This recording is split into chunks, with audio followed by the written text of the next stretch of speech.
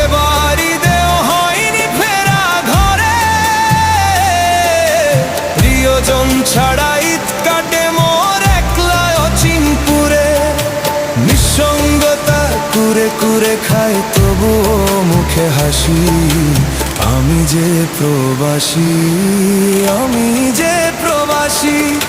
সবাই ভাবে